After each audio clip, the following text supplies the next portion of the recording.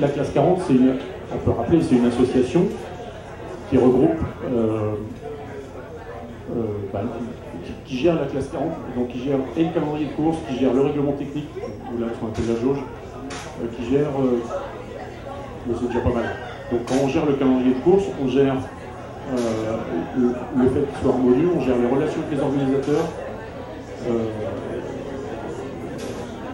on gère les prévisions de calendrier, on gère tout ça. Un autre gros travail, c'est la jauge ou le règlement technique des bateaux. Parce qu'il importe qu'il y ait une équité au niveau de la course, que les bateaux soient conformes à un règlement qui va permettre de courir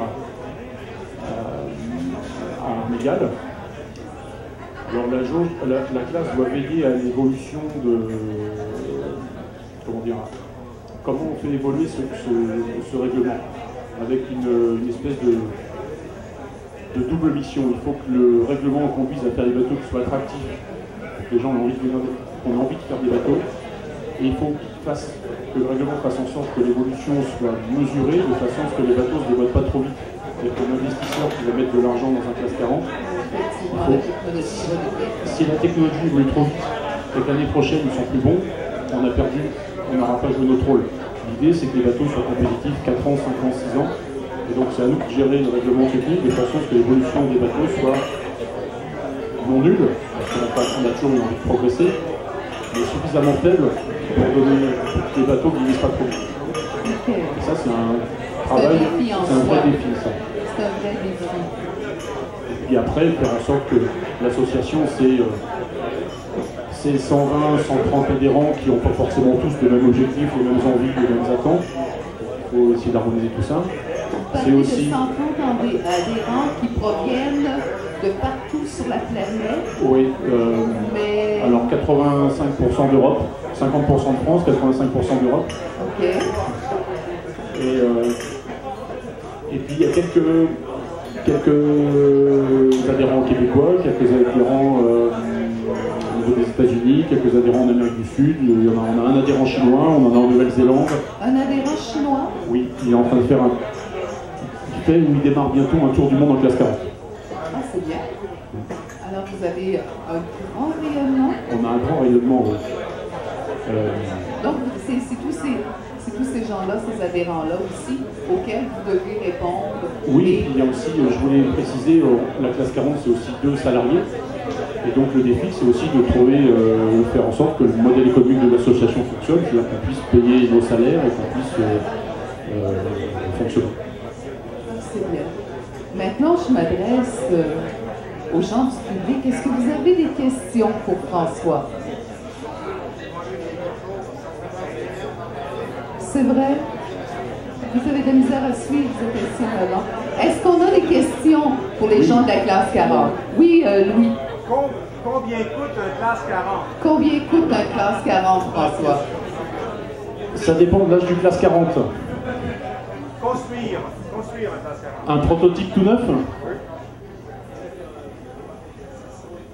C'est une question compliquée ça. Allez, je vais donner une fourchette. En euros ou en dollars? Ce qui a le plus de valeur. Allez, autour, un classe 49 top niveau, autour de 500 000 euros. Ça fait quoi? Ça fait 600 000 $, ça, à peu près? J'ai vérifié la devise. C'est dans la fourchette. Hein. C'est dans la fourchette. À peu près 500 000 euros, mais après, pour fonctionner, faire une saison complète avec une transat, c'est à peu près 150 000 euros. Mais après, on trouve des classes 40 à louer, c'est beaucoup moins cher. On trouve des classes 40 d'occasion. Ceux qui datent de 2006 sont à vendre entre 120 et 150 000 euros. Merci beaucoup. De rien. Mais en location, ça se loue combien? Alors en location, ça dépend de... Là encore, ça dépend pas de l'âge du capitaine, mais de l'âge du bateau. C'est... Allez, entre 30 000 euros et 80 000 euros la saison. Pour la saison? Oui. Alors, avez-vous vous intéressé là, la prochaine classe 40? Là, après, peut-être qu'il y en a qui sont un peu plus chers, mais après, ça se plus négocier. OK, parfait. Là, il y avait une question là-bas? Pour le financement sur une saison, comment? Le financement? Alors en général, on essaie de financer les bateaux sur plus qu'une saison. C'est pour ça que les adhérents souhaitent avoir un programme à 3 ou 4 ans de visibilité. Nous, en France, on a une chance, c'est qu'on a la Route du Rhum, qui est une course très médiatisée en France et qui nous aide beaucoup à financer nos bateaux. Tout le problème, c'est de faire vivre nos bateaux entre deux éditions. Par exemple, entre les deux, pouvoir venir ici faire Québec-Saint-Malo. Mais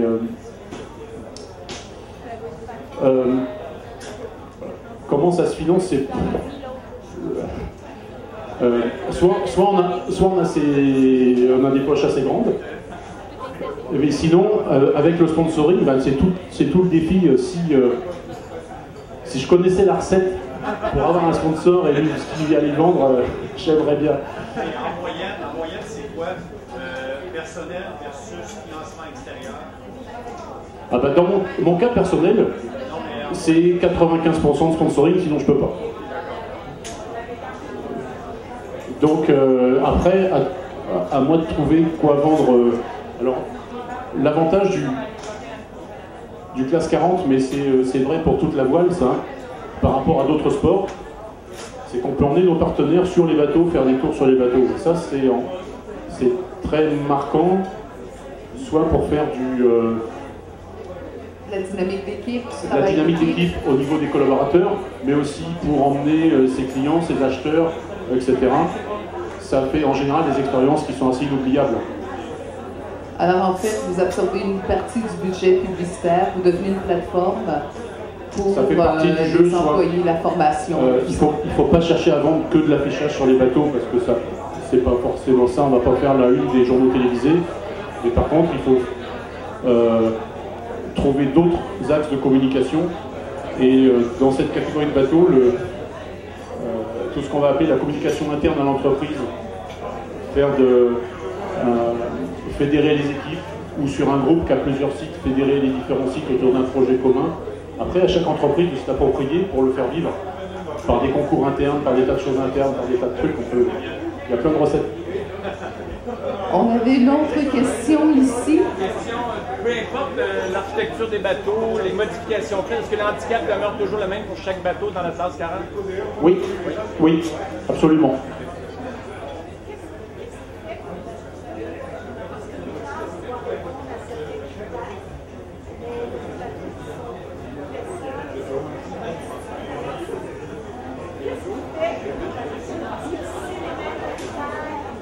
Alors pourquoi les nouveaux bateaux vont plus vite que les vieux? Et voilà la question. Quel est l'avantage de louer un vieux bateau versus en louer un neuf? Alors, il y a deux catégories de vieux bateaux en classe 40. Il y a les vieux bateaux de 2006, 2005-2006, et les vieux bateaux depuis 2007-2008.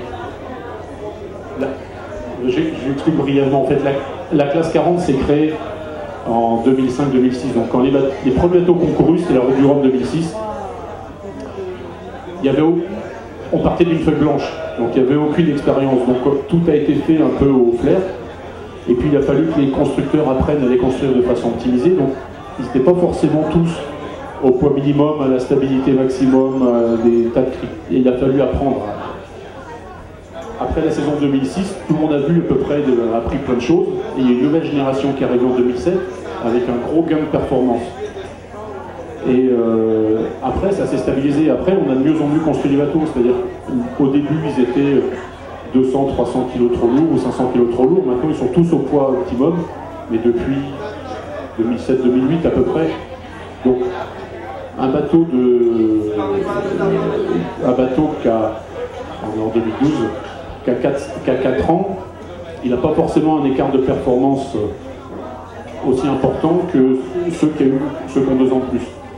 Là, on est arrivé sur un espèce de plafond et on peut imaginer que le gap en performance d'une génération sur l'autre soit le plus faible possible. À titre d'exemple, il y a parmi les inscrits un bateau qui porte le numéro 30. C'est le même que celui qui a le numéro 59 et il est à peu près aussi performant que les bateaux les plus récents. C'est-à-dire que c'est un bateau qui est assez ancien, il est finalement en 2007, mais il est sur les mêmes critères architecturaux que les derniers.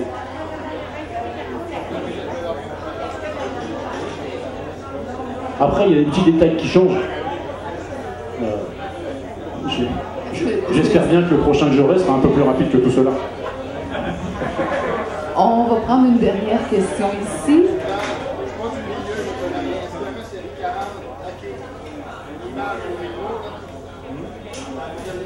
Il y en a 21 là-bas, monsieur. Vous pouvez aller les visiter.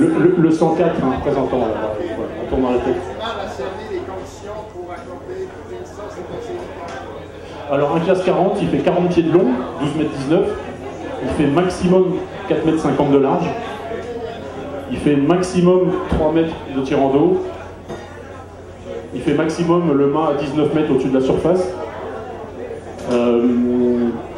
Grand voile plus solène, maximum 115 mètres carrés. Il fait minimum 4500 kg quand il est complètement vide. Et puis, quand il est couché à 90 degrés, le poids en tête de main pour le relever, c'est entre 220 et 320 kg. Voilà, ça c'est un classe 40. Et puis, il a pas de fibre de carbone dedans, parce que c'est trop cher. Il n'y a que le mât, la baume et le bout dehors qui peuvent être en carbone. Il a des ballasts qui font maximum 750 litres de chaque côté. La quille ne peut pas bouger, enfin elle ne peut pas penduler. Il a maximum 2 safrans. Bon, après la jauge, sur classe40.com, vous trouvez tout. C'est ce qu'on appelle en bon français une box rule. C'est une boîte il faut qu'il rentre dans la boîte. Et dans la boîte, les architectes sont libres. Dans une certaine mesure. Ils étaient là, ils diraient c'est pas vrai, vous avez eu plein de contraintes, mais. Voilà, on n'est pas une classe ouverte. Dans le règlement, on fait ce qu'on veut. Une dernière petite question, monsieur Louis.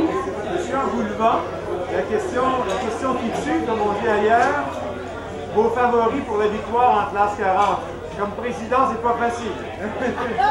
Vous voulez que je me fasse des ennemis, c'est ça? Effectivement, la question qui tue, monsieur Louis. La question de Louis Hardy, selon le président, M. Engoulevent, quels seront les favoris pour la course? Alors, comment je vais répondre à ça, moi?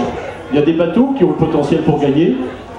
Alors, le problème, c'est que je commence un peu trop à les connaître par leur numéro. Donc, le 115, c'est mar.de. Le 104, qui est devant, là, Jack in the Box, je ne sais pas s'il est inscrit sous ce nom-là. Le 118, le 107, je sais pas leur nom de course à tous ces bateaux-là.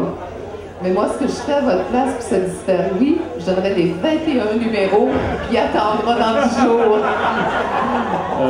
Tout ça, c'est des bateaux qui peuvent gagner, mais j'en oublie d'autres. Il y a le Picotil 85, il y a le 109, mais j'ai pas vu lequel c'était. Ah bah oui, le 109 qui est là, oui. Ah oui. Et puis, en fait, je viens d'arriver à Québec il y a juste quelques heures, j'ai pas eu le temps de refaire le tour des pontons. Alors, monsieur Louis, patientez. Patientez. Mais ça risque d'être assez acharné à s'y disputer. Il y a le 83 aussi avec Thierry Bouchard, qui est un vainqueur potentiel. Il y a la campagne de France, le 101 avec Alvar, l'ancien vainqueur. Et à force, je commence à me les remettre en tête. Alors, de toute façon, Louis, sont tous motivés par l'objectif de faire un résultat. Alors, tout peut se produire en course, hein? Effectivement. François, merci beaucoup d'avoir accepté notre invitation. Merci de votre invitation. On vous souhaite bon vent à la présidence des classes 40 de l'association. Merci beaucoup. Merci à vous.